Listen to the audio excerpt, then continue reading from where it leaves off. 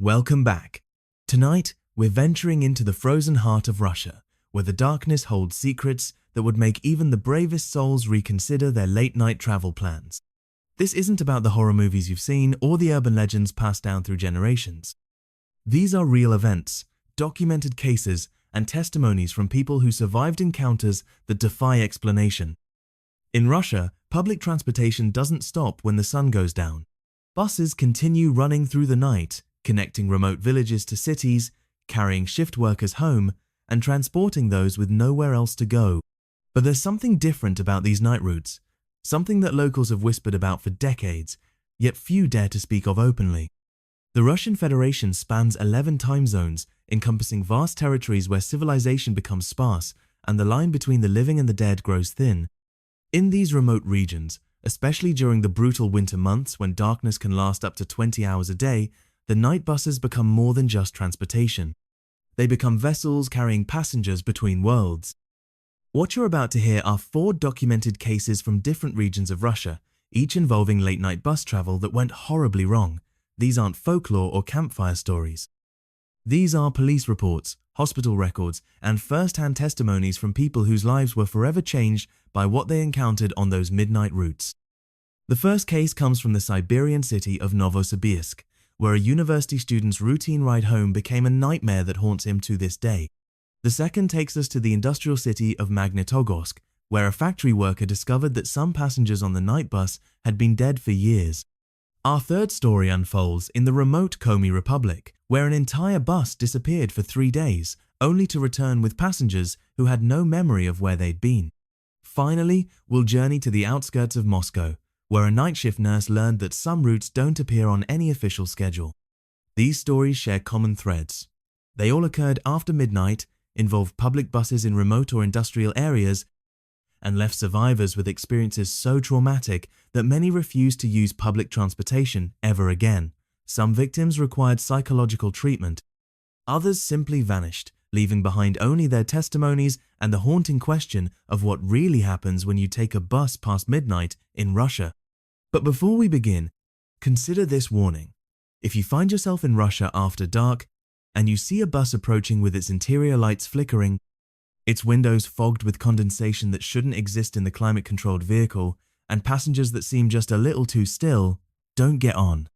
Because as you'll soon discover, some journeys don't have destinations, and some passengers never reach home. The night is long in Russia, and the buses never stop running, but sometimes it's better to walk. Dmitry Volkov was a third-year engineering student at Novosibirsk State Technical University, known locally as NSTU. Like most students in the city, he relied heavily on public transportation to get around.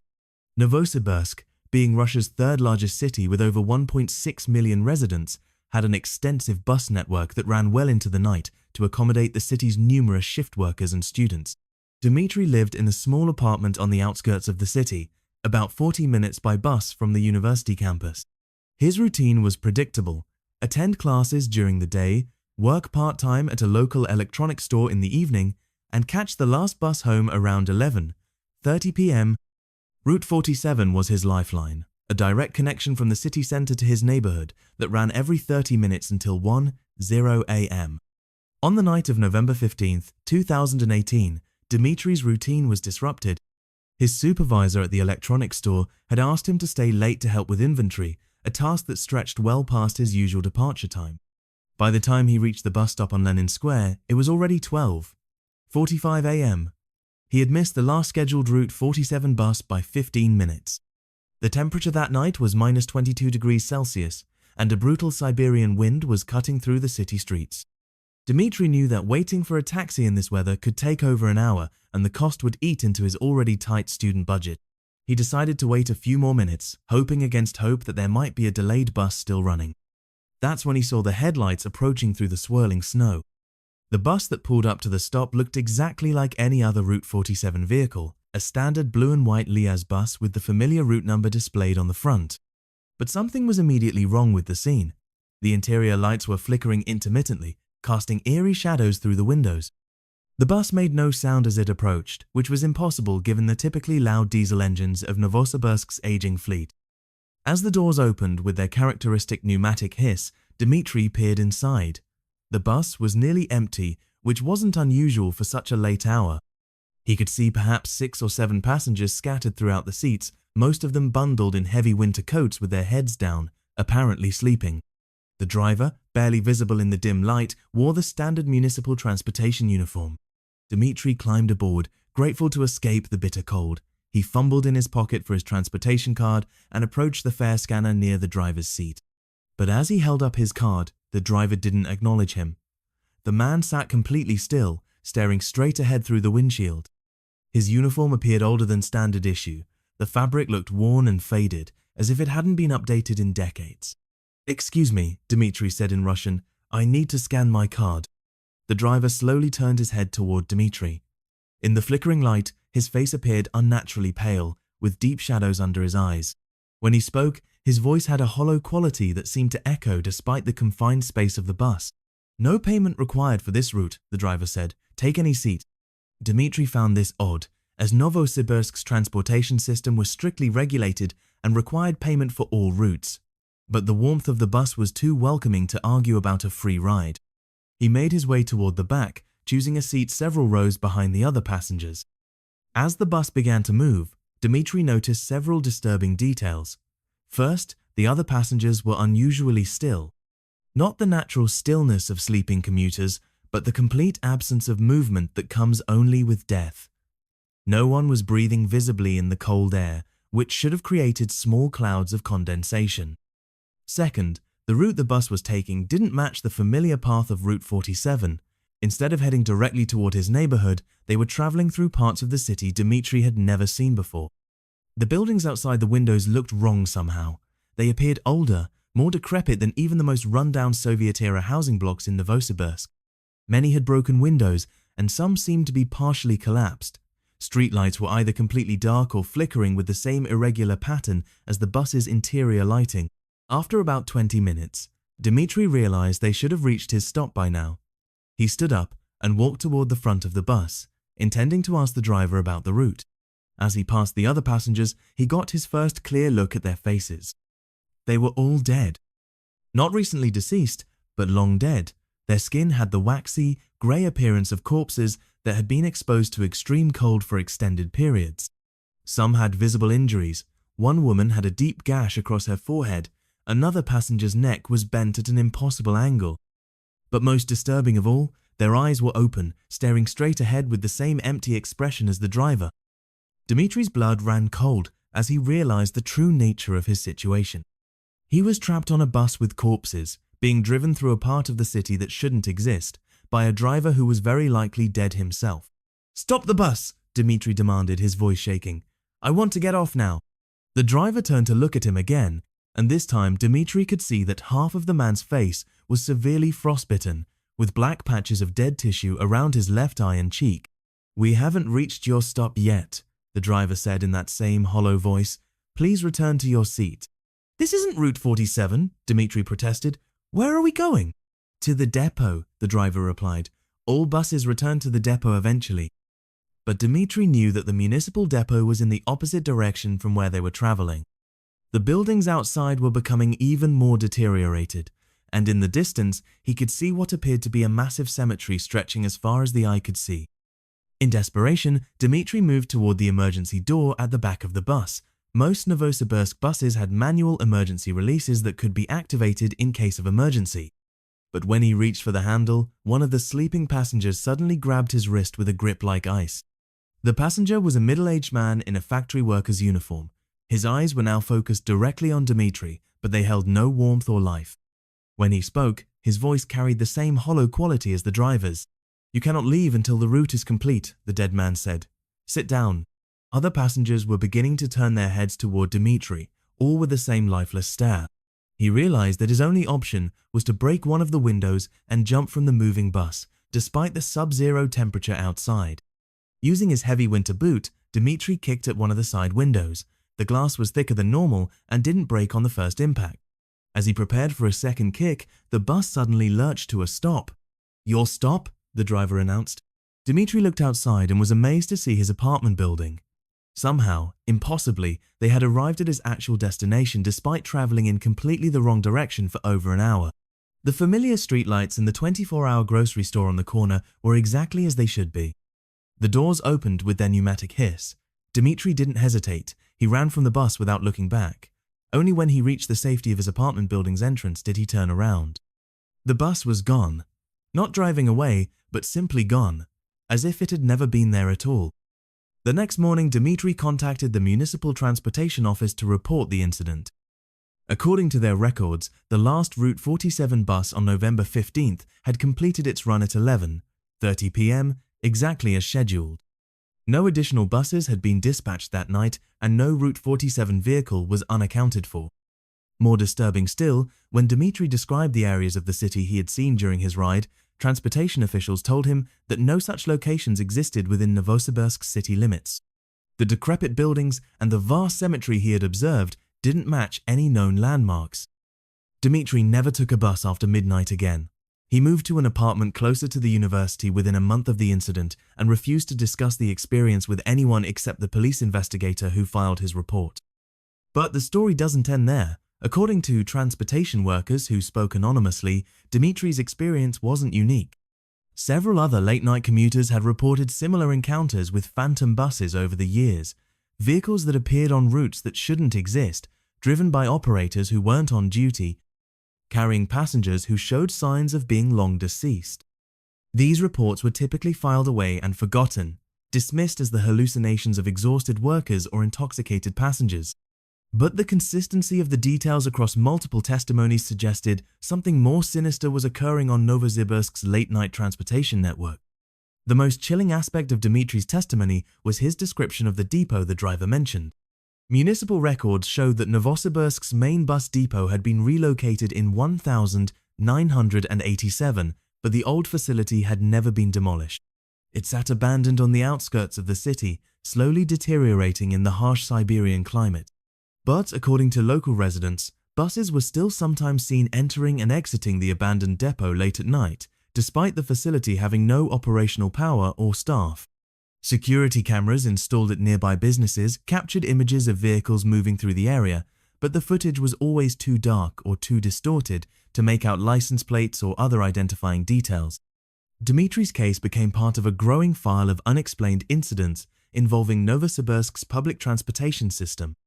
But city officials maintained their position that these were isolated cases of mistaken identity or hallucination, until the buses started returning passengers who had been missing for years. Magnitogorsk stands as one of Russia's most significant industrial centers, home to one of the world's largest steel mills. The city was built during Stalin's era specifically to serve the massive metallurgical complex, and even today, much of the population works in shifts around the clock to keep the furnaces burning. This constant cycle of industrial activity means that public transportation runs throughout the night, carrying workers to and from the factories that never sleep. Sergei Petrov had worked the night shift at the Magnitogorsk Iron and Steel Works for over 15 years. As a furnace operator, he was accustomed to the harsh conditions and the unusual schedule that came with heavy industry. His shift ended at 6:00 am, and he typically caught the 6:15 am bus on Route 12, which transported workers from the factory complex to the residential areas where most employees lived. On March 8, 2019, Sergei's routine was disrupted by a mechanical breakdown in his section. He and several other workers were required to stay late to address the problem, which meant missing their usual bus. By the time they finished, it was nearly 7:30 am, and the morning commuter buses had already completed their runs. Sergei found himself at the bus stop with 4 other workers: Mikhail Kozlov, a crane operator; Elena Smirnova, one of the few women working in the steel production area; Viktor Reznov, a maintenance supervisor; and young Alexei Volkov, who had only been working at the plant for 6 months. All of them were exhausted from the extended shift and eager to get home. The industrial district where the factory was located was particularly desolate during shift changes.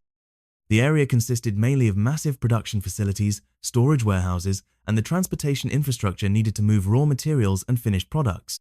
During the day, the district buzzed with activity, but in the early morning hours after the night shift ended, it became eerily quiet. As they waited, a bus approached that none of them recognized.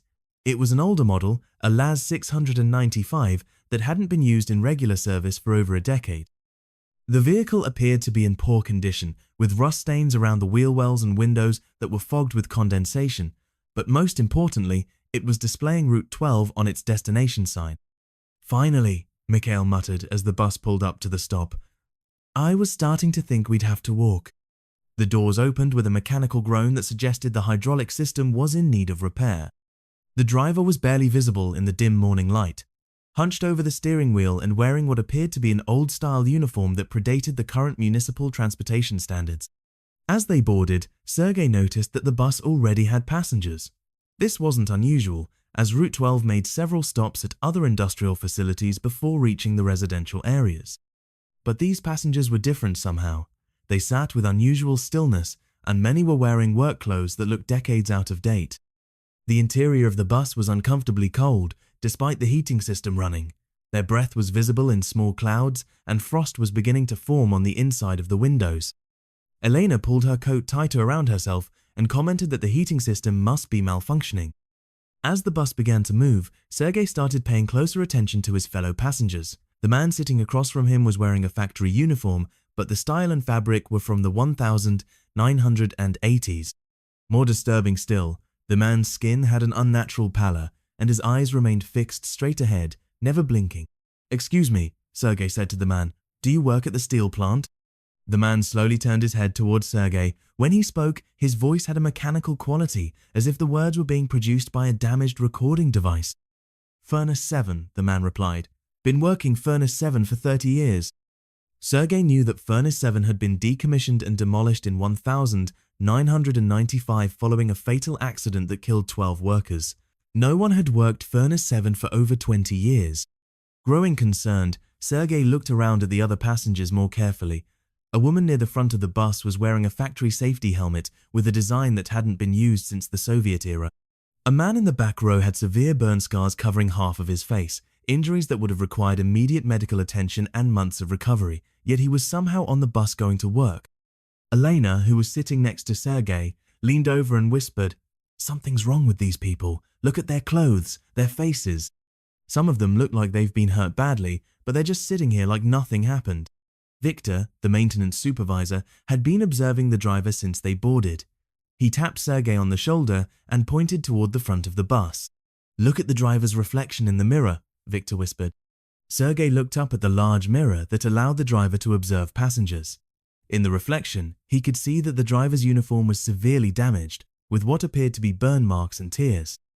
More horrifying still, parts of the driver's face and hands were clearly showing signs of severe industrial injuries, the kind that would have been fatal without immediate medical attention. As the bus continued its route, they began passing through areas of the city that Sergei didn't recognize. The buildings looked older and more deteriorated than the current industrial district. Some appeared to be partially collapsed, and others showed signs of fire damage. It was as if they were traveling through a version of Magnitogorsk from decades past. Mikhail, who had been unusually quiet, suddenly stood up and announced that he wanted to get off at the next stop. But when he approached the driver to request a stop, the driver didn't acknowledge him. Mikhail repeated his request louder, but the driver continued staring straight ahead.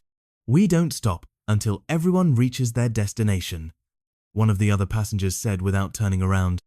It was the man with the burn scars, and his voice carried the same mechanical quality they had heard before. "What destination?" Elena asked. "This isn't the normal route for bus 12. The burned man slowly turned to face them. When he smiled, they could see that several of his teeth were missing, and his gums had the black coloration associated with severe chemical burns. "The shift never ends," he said. "We all go back to work eventually." Through the windows, they could now see massive industrial facilities that looked like the Magnitogorsk steel complex, but wrong somehow. The buildings were larger and more numerous than the current facility, and the sky above them glowed with an orange light that suggested multiple furnaces running at full capacity. But this version of the complex included structures that Sergei knew had been demolished decades ago. Young Alexei, who had been silent with terror since boarding the bus, finally found his voice. "I want to get off," he said loudly. "Stop the bus and let us off right now." Several of the other passengers turned to look at him, and Sergei realized that many of them bore the signs of fatal industrial accident. Burns, crushing injuries, chemical exposure, wounds that no one could survive. Yet here they were, riding the bus to their shift. "New workers always have trouble adjusting," said a woman whose left arm was clearly severed at the shoulder, though she showed no signs of pain or distress. "You'll get used to it," Eleanor screamed. The sound seemed to break whatever supernatural force was controlling the situation. The bus suddenly lurched to a violent stop, throwing all of the living passengers forward. The doors opened with a loud mechanical shriek, and fresh air began flowing into the compartment. "Get out now," Victor shouted, and the 5 workers rushed toward the exit. As they stumbled off the bus, Sergei looked back to see the other passengers. But the seats that had been occupied were now empty. No sign of the workers in vintage uniforms, no sign of the burned and injured passengers who had spoken to them. Even the driver was gone, leaving an empty bus with its engine still running. They found themselves standing on a street corner in a residential area of Magnitogorsk that they all recognized. It was exactly where Route 12 was supposed to end its run. But according to Mikhail's watch, only 15 minutes had passed since they boarded the bus, far too little time to have completed the journey they remembered taking. When they reported the incident to both the Transportation Authority and the Factory Safety Office, officials were skeptical but thorough in their investigation. The bus they described, an old LAZ 695 displaying Route 12, wasn't part of the current municipal fleet. Moreover, no Route 12 bus had been dispatched that morning outside of the regular schedule. The investigation took an unexpected turn when the factory's Historical Records Office became involved. The descriptions the workers provided of their fellow passengers matched remarkably well with photographs and personnel files of workers who had died in industrial accidents at the Magnitogorsk steel complex over the previous decades. The man who claimed to work at Furnace 7 was identified as Pavel Volkov, who had died in the 1995 accident that led to that furnace's decommissioning. The woman with the severed arm matched the description of Nadezhda Koroleva, who had been killed in a crane collapse in 1987. Most disturbing of all, the burned driver appeared to match Grigory Molotov, a bus driver who had died in 1982 when his vehicle caught fire due to a faulty fuel line. Factory management quietly reassigned all 5 workers to day shifts and arranged for them to receive transportation to and from work through private company vehicles. None of them ever used public transportation for work-related travel again. But the story didn't end with their reassignment. Other night shift workers began reporting similar experiences over the following months. Buses that appeared on routes that shouldn't exist, operated by drivers who had died years before, carrying passengers who bore the wounds of fatal industrial accidents. The Magnitogorsk Transportation Authority eventually discontinued late-night bus service in the industrial district, citing budget constraints and low ridership. But workers who remain on night shifts report that buses still appear occasionally, usually during the darkest hours before dawn. These phantom buses are always older models, always displaying routes that are no longer in official service, and always carrying passengers who died while working at the steel complex. Local residents have learned to recognize these vehicles by their mechanical problems: engines that make no sound, heating systems that produce cold air, and lights that flicker with the same irregular pattern as the failing electrical systems in the factory's older sections. The most chilling aspect of these encounters is that the phantom passengers always extend the same invitation to living workers: come back to the shift that never ends, where the furnaces burn eternally, and where industrial accidents become just another part of the routine. According to union representatives who spoke anonymously, at least 12 workers have disappeared over the past 2 years after being seen boarding buses that didn't appear on any official schedule. These workers were never seen again, and their families received death benefits based on presumed industrial accidents, though no bodies were ever recovered. The official position of both the factory management and the municipal government is that these reports are the result of exhaustion, stress, and the hazardous working conditions that are inherent to heavy industry. But night shift workers know better. They know that in Magnitogorsk, the dead don't rest, they just keep going to work. Syktyvkar, the capital of the Komi Republic, sits deep in the Russian north, where vast forests stretch endlessly toward the Arctic Circle. During the long winter months, when daylight lasts only a few hours and temperatures drop to -40 degrees Celsius, the city's connection to the outside world depends heavily on a few critical transportation routes. The isolation is so complete that when something goes wrong, help can be days away. On January 18, 2020, Route 34 departed Syktyvkar's central station at 11:47 p.m. for its final run of the day. This particular route served the outlying villages and industrial sites scattered throughout the surrounding forest, making a circuit that typically took 3 hours to complete. The bus, a modern Volgabus operated by driver Anatoly Grigoriev, was carrying 14 passengers, mostly workers returning from late shifts at the lumber mills and paper plants that form the backbone of the region's economy. Among the passengers were Maria Volkova, a nurse who had just finished a double shift at the regional hospital, Dr. Mikhail Petrov, a veterinarian returning from an emergency call at one of the rural farms, Elena Kozlova, a schoolteacher who had been visiting her elderly mother, and 11 other residents whose identities would later become crucial to understanding what happened during that journey. Route 34 was scheduled to return to the central station by 3:00 a.m. on January 19th.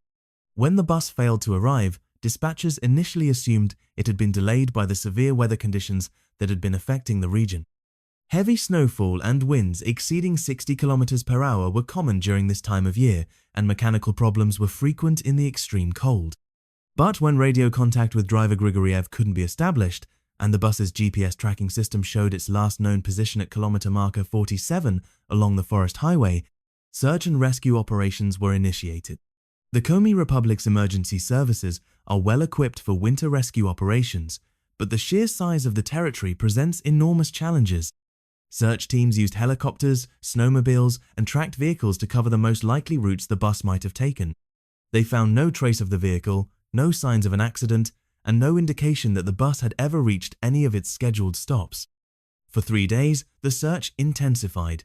Federal emergency services were called in from Moscow, and military units from the Northern Fleet assisted with aerial reconnaissance.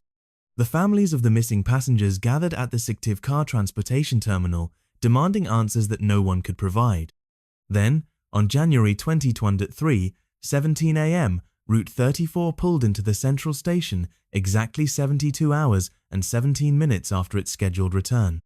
The bus appeared to be in perfect condition, no mechanical damage, no signs of being stranded in a snowstorm, no indication that it had been involved in any kind of emergency. Driver Grigoriev calmly parked the vehicle in its designated spot and began his standard end-of-shift procedures as if nothing unusual had occurred. When the dispatcher approached the bus, he found all 14 passengers still aboard, sitting quietly in their seats.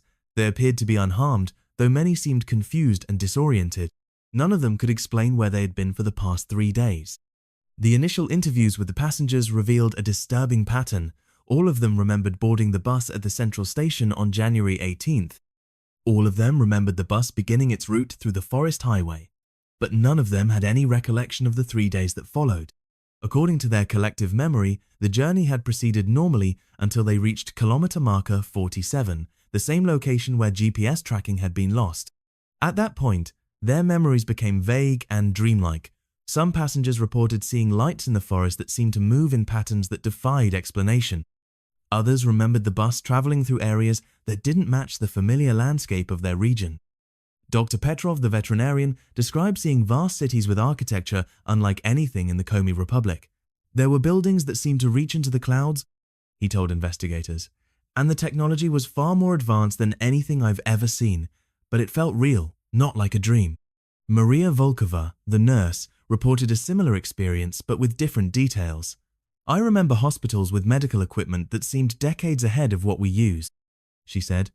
The doctors were treating patients with methods I didn't recognize, but somehow I understood what they were doing. Elena Kozlova's experience was perhaps the most disturbing. I saw schools where children were learning subjects that don't exist, she reported. Mathematics that work differently, history that didn't match what I know, geography of places that can't be real. But the children seemed happy and normal, just learning things that couldn't be true. Medical examinations of all passengers revealed several anomalies. Despite supposedly being missing for 3 days in sub-zero weather, none of them showed signs of frostbite, dehydration, or malnutrition. Their clothing was clean and showed no wear that would be expected from an extended emergency situation. More puzzling still, several passengers had medical conditions that had mysteriously improved during the missing time. Maria Volkova's chronic back pain, which had plagued her for years, was completely gone. Dr. Petrov's poor vision, which had required thick glasses since childhood, had somehow improved to near-perfect acuity. The investigation took an unusual turn when authorities examined the bus's mechanical systems and fuel consumption. According to the vehicle's onboard computer, only 3 hours and 12 minutes of operational time had elapsed since departure, exactly the amount of time required for a normal completion of Route 34. The fuel gauge showed consumption consistent with a single round trip, not 3 days of continuous operation. But the most disturbing discovery came when investigators checked the bus's security cameras. The footage showed the normal departure from the central station, the familiar journey through Syktyvkar's streets, and the transition onto the forest highway. But at kilometer marker 47, the recording became corrupted with static and unusual visual distortions. When the footage cleared, it showed the bus traveling through landscapes that didn't exist in the Komi Republic. Vast urban areas with gleaming towers, advanced transportation systems, and technology that appeared to be decades or even centuries ahead of current Russian capabilities. The passengers were visible in their seats, but they appeared to be interacting with their surroundings as if they were active participants rather than passive observers. In one segment of the footage, Maria Volkova could be seen working in what appeared to be a futuristic medical facility, treating patients alongside doctors using equipment that seemed to operate on principles unknown to current science. Dr. Petrov was shown examining animals that didn't match any known species, using veterinary techniques that he claimed no knowledge of when questioned later. The final segment of the recording showed the bus returning to the familiar forest highway, with all passengers returning to their seats as if awakening from a shared dream. The timestamp indicated that only minutes had passed since the static began, despite the hours of footage showing their experiences in the unknown locations. Federal investigators classified the incident as unexplained phenomena and sealed most of the evidence, but leaked portions of their report revealed several theories that officials were reluctant to discuss publicly.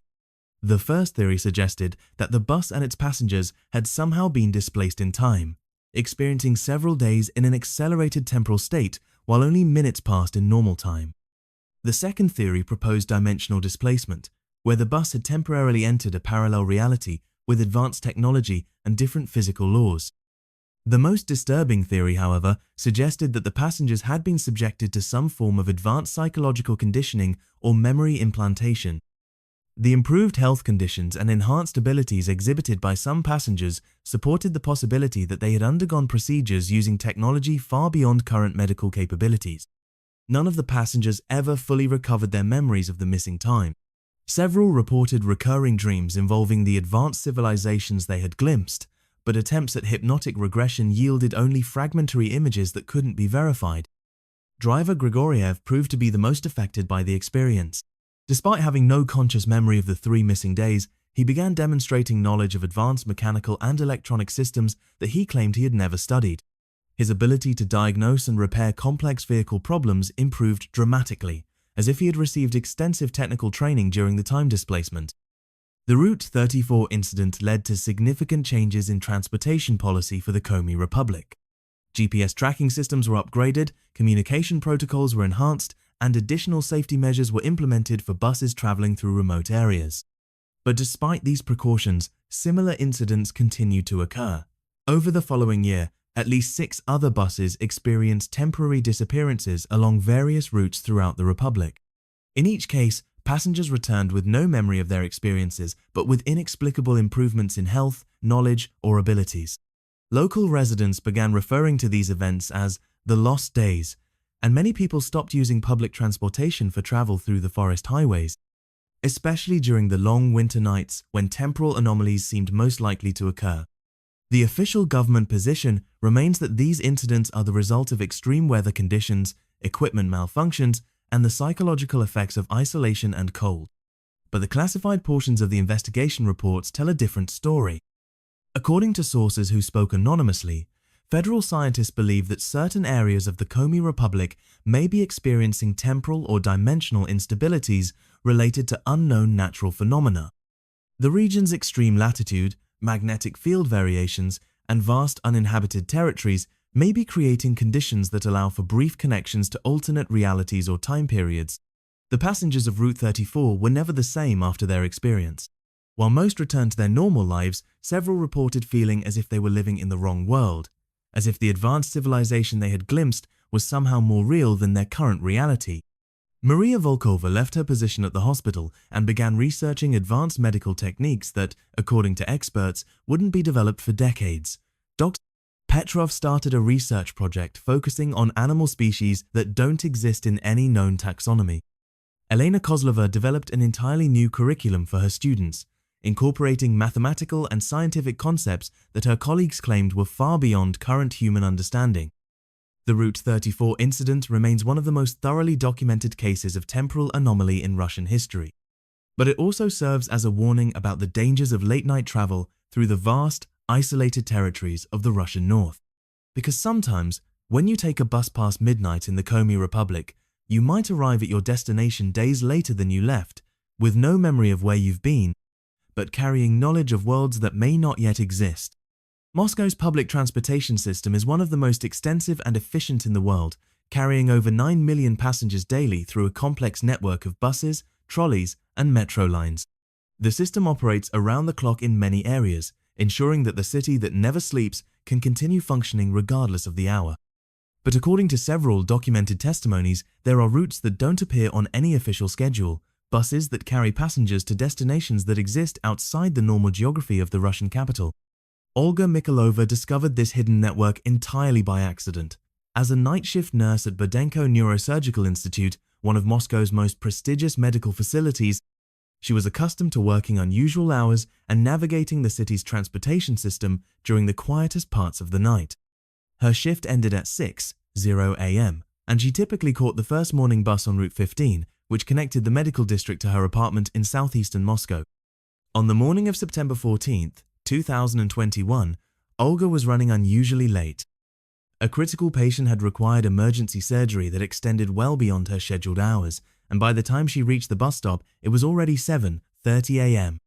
She had missed the early morning buses and faced a long wait until the regular daytime schedule resumed. The medical district at that hour was nearly deserted. Most of the night shift workers had already departed, and the day shift wouldn't arrive for another hour. Olga stood alone at the bus stop, exhausted from the extended shift and eager to get home to rest before returning for another night of work. That's when she noticed the bus approaching, but something was immediately wrong with what she was seeing. The vehicle was a modern city bus, but it displayed a route number she didn't recognize, Route 666.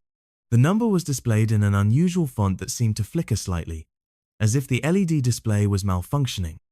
More disturbing still, the bus made no sound as it approached, despite the typically loud diesel engines used by Moscow's municipal fleet.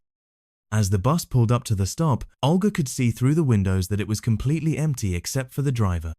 The interior lighting had an unusual blue tint that she had never seen in any Moscow bus, and the seats appeared to be upholstered in a material that looked more expensive than standard municipal vehicle fittings. The doors opened with a pneumatic hiss, and the driver looked directly at her. He was wearing what appeared to be a standard Moscow transport uniform, but the fabric seemed newer and the design slightly different from the current style. When he spoke, his voice had an oddly formal quality. "Route 666, he announced. "Express service to final destinations." Olga hesitated. She had never heard of Route 666, and the phrase "final destinations" was not typical transportation terminology. But she was exhausted, and the prospect of waiting another hour for regular service was unappealing. "Does this bus go to the southeastern district?" she asked. "This bus goes where you need to go," the driver replied, which wasn't exactly an answer but wasn't a refusal either. Olga boarded the bus and found a seat near the front. As the vehicle began to move, she noticed that they were not following the familiar route of any bus line she knew. Instead, they were traveling through parts of Moscow that seemed oddly unfamiliar despite her years of living and working in the city. The buildings they passed appeared older and more ornate than typical Moscow architecture, but not in the style of the city's historical districts. These structures had an otherworldly quality, as if they were designed according to aesthetic principles that weren't quite human. Many had geometric patterns that hurt to look at directly, and windows that seemed to reflect light in ways that defied normal physics. After about 20 minutes, other passengers began boarding the bus at stops that Olga didn't recognize, but these weren't ordinary commuters. The first passenger was an elderly man in a formal suit that appeared to be from the early 20th century. His skin had an unnatural pallor, and when he moved, there was no sound of footsteps despite his leather shoes. The second passenger was a woman in her 30s, wearing what appeared to be a hospital gown. She took a seat directly across from Olga, and when their eyes met, Olga realized that the woman's pupils were completely dilated. as if she were under the influence of powerful medication or had suffered severe brain trauma. "Are you a nurse?" the woman asked in a voice that sounded hollow and distant. "Yes," Olga replied cautiously. "Do you need medical assistance?" The woman smiled, but the expression was wrong somehow, as if she were trying to remember how smiling was supposed to work. "I used to need medical assistance," the woman said, "but not anymore. None of us need anything anymore." More passengers continued boarding at each stop. A man in factory overalls whose hands were stained with what appeared to be motor oil, but the stains moved and shifted as if they were alive. A young woman in a school uniform who couldn't have been more than 16, but whose eyes held the weight of decades of experience. An elderly woman carrying a shopping bag that seemed to contain items that cast shadows independently of the bus's lighting. Olga began to realize that all of these passengers shared certain characteristics. They moved with unusual stillness, their breathing was barely perceptible, and none of them seemed to cast reflections in the bus's windows. Most disturbing of all, they all seemed to know her. "The night shift nurse," said the man in overalls, looking directly at her. "We've been waiting for you." "Waiting for me?" Olga asked. "I don't understand." "Everyone rides Route 666 eventually," explained the elderly woman with the shopping bag. "Some people just take longer to find us than others." The bus continued through increasingly unfamiliar territory. They passed through what appeared to be a massive cemetery that stretched beyond the horizon, filled with monuments and mausoleums that defied conventional architectural styles. Some were shaped like impossible geometric forms, others seemed to be constructed from materials that reflected light in a way that suggested they weren't entirely solid. "Where are we going?" Olga asked the driver. "To the depot," he replied without turning around. "All routes end at the depot eventually." But Olga knew that Moscow's bus depots were located in industrial areas on the outskirts of the city, not in the vast necropolis they were currently traveling through. She began to suspect that this wasn't a normal municipal bus route. Her suspicions were confirmed when she looked out the window and saw familiar figures among the cemetery's monuments. Patients she had treated over the years, colleagues who had died during the pandemic, even her own grandmother who had passed away when Olga was a child.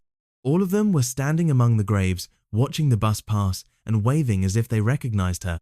"This isn't possible," Olga said aloud. "Possibility is relative," replied the teenage girl in the school uniform. "What matters is destination, not possibility." The bus finally came to a stop in front of a massive building that resembled a transportation terminal, but unlike any facility Olga had ever seen. The structure seemed to extend infinitely in all directions, with platforms and boarding areas that disappeared into darkness.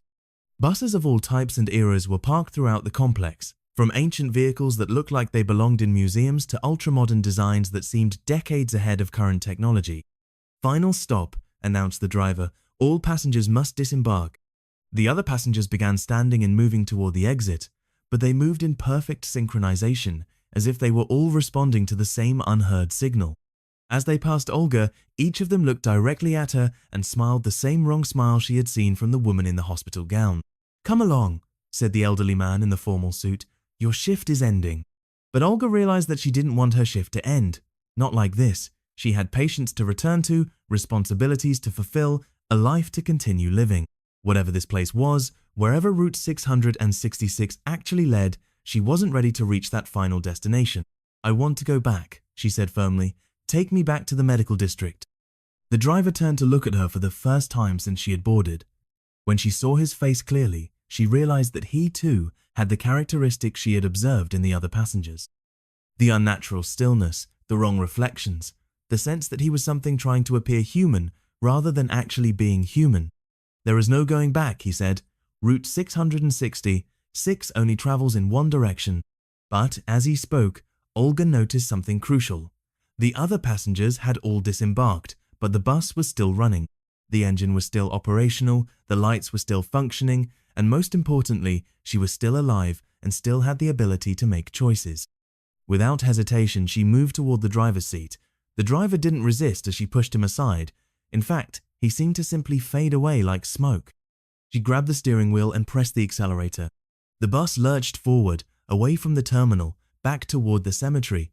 But instead of following the route they had taken to arrive, Olga found herself driving through completely different terrain.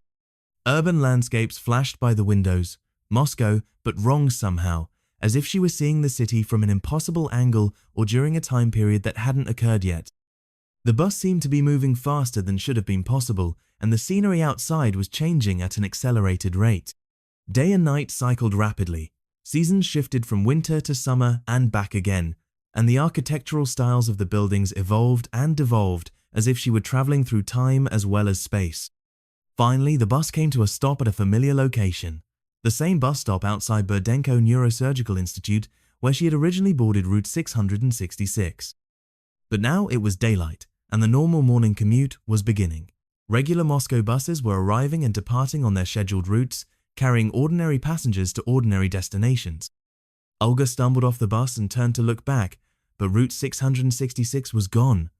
Not driving away, but simply absent, as if it had never existed at all. When she reported the incident to both the hospital administration and the Moscow Transport Authority, officials were polite but skeptical. According to their records, no Route 666 existed in the Moscow transportation system. The number 666 had been deliberately excluded from the municipal numbering system due to its negative cultural associations. More puzzling still, according to the hospital's security footage, Olga had never left the building that morning. The camera showed her completing her shift, gathering her belongings, and then sitting in the hospital's break room for approximately 1 hour before returning to her duties. There was no footage of her leaving the building or boarding any bus. But Olga knew what she had experienced was real. The memory was too vivid, too detailed, and too emotionally impactful to have been a hallucination brought on by exhaustion. More importantly, she had returned from her journey with knowledge she hadn't possessed before. During her next shift, Olga found herself able to diagnose conditions and predict patient outcomes with unprecedented accuracy. She seemed to understand medical procedures and treatments that weren't part of her training, and her success rate in critical care situations improved dramatically. When questioned about her enhanced abilities, Olga couldn't explain where the knowledge came from. It was as if her brief journey on Route 666 had given her access to medical expertise from the future, or from a reality where medical science had advanced far beyond current capabilities. The incident led to a discreet investigation by federal authorities, who discovered that Olga's experience wasn't unique. Over the previous decade, at least 30 Moscow residents had reported encounters with transportation routes that didn't appear on official schedules. These phantom routes always involved buses or trains that carried passengers to impossible destinations, often populated by people who showed signs of being deceased. Most disturbing of all, several of the people who reported these experiences had disappeared entirely. They were seen boarding unmarked vehicles that departed from regular stops, but they never arrived at their intended destinations and were never seen again. The official government position is that these reports are the result of stress, exhaustion, and the psychological pressures of urban life. But the classified portions of the investigation revealed a different conclusion. According to sources within the Federal Security Services, Route 666 and similar phantom transportation networks may represent a form of supernatural recruitment system. The entities operating these routes appear to be selecting specific individuals, often those with specialized knowledge or skills, for unknown purposes. The fact that Olga was able to return from her journey rather than disappearing like many others suggested that she had been evaluated and found unsuitable for whatever purpose the phantom network served.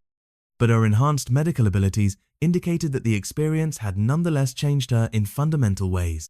Moscow's Transportation Authority quietly implemented additional security measures, including enhanced GPS tracking and mandatory check-in protocols for all drivers. But these precautions proved ineffective against routes that exist outside normal space and time. Night shift workers throughout Moscow have learned to be cautious about boarding buses or trains that display unfamiliar route numbers, especially during the darkest hours before dawn, when the boundary between the living and the dead grows thin. Because in Moscow, as in the rest of Russia, the transportation network serves more than just the living. And sometimes, when you take a bus past midnight, you might find yourself traveling to destinations that exist beyond the normal geography of the world. The final destination isn't always death, but it's always somewhere you can't return from unchanged.